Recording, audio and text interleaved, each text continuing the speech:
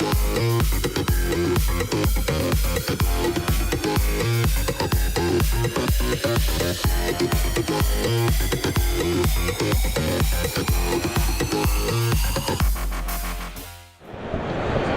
I'm here at PAX East 2017, and I'm checking out a game called Iconoclasts.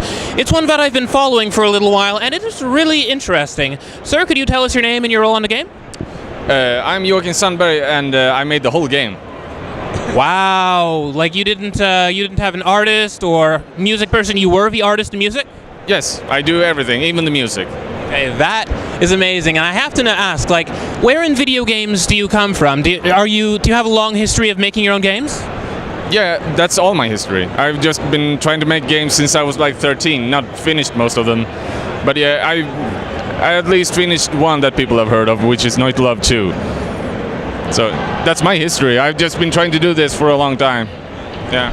Okay, that is awesome. So now for folks at home, what sort of game is Iconoclasts? The easy pitch is Metroid Fusion and Metal Slug with some story. That is a quick pitch. But I've been very passionate about making a game like this with a story that I feel actually good about, that has some characters and stuff. So I do want to highlight the story. Yeah. It's more narrative driven then. Yeah, it's less non-linear than your average Metroid. That's why I compare it to Metroid Fusion.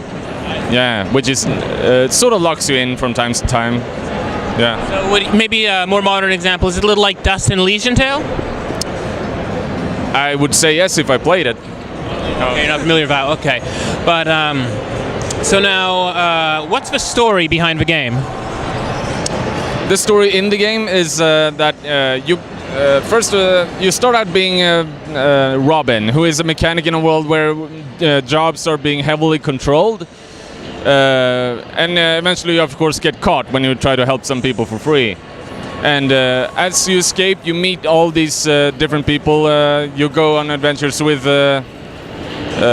Mina, your brother, and a man called Royal, and you find out what their place is in this world that's so controlled by the one concern. That sounds pretty cool. So now, are you very big on games for storytelling? One more time. Are you very big on games for storytelling?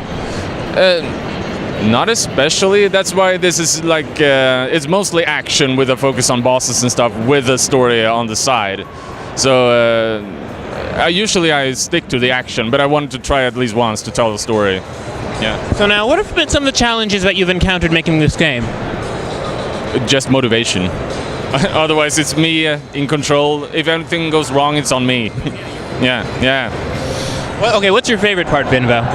My favorite? Part of making the game. I really like making the music and also designing NPC characters. The other stuff gets tedious after 7 years. I could imagine. Yeah. Yeah, so, okay, now I have to ask everybody, what is your favorite game of all time? I'm one of those boring people who doesn't have single favorites, but an easy go-to is Bloodborne. Relatively recent pick, very popular, yeah? Because that's on my mind most of the time these days. There's also older is like Majora's Mask and stuff. Final Fantasy 9 is a big one, and Monster World 4, but nobody knows it. Yeah. Is that like the Monster Rancher one, or am I thinking of something else? No, Monster World 4 is Wonder Boy 6. It's like it is. Was it a Sega game? Yeah, it is similar in structure to this, which was a big inspiration for this. Yeah. So now let's say folks want to find out more about this game. Where can they go? Konjak.org, which is KONJAK.org. Excellent. Now, which platforms is it out on? It's gonna be very soon on PC platforms as well as PlayStation 4 and Vita. Okay, very cool. Oh, you're still making it now. The Vita has had kind of a rough patch. Have you had a hard time thinking about still keeping the game on that? No, it's been a very easy port for us, and a lot of people have asked for it. So we kind of want to please those people to have something to play on their Vitas. Oh, okay. So it's interesting. So because the Vita market's been a little bit neglected, that's been good for your business. It's been certainly good for interest. Yeah. So hopefully people can really enjoy it that way. Maybe someday Switch, because a lot of people are asking for it. So we'll see. Now, also, I've been asking developers who are in and around the Mega Booth, do you feel that there's a certain... do you feel that your game has to conform in any way, shape, or form in order to be in the Mega Booth? Like, what do you think it takes to get here? As far as I'm not the producer. I make the game, but I don't produce. I don't know anything about difficulty getting in. I guess you just, if you can pay, you can get in. I don't know. Well, Mr. Konjak, it has been a pleasure chatting with you. Wait, your last name isn't Konjak, is it?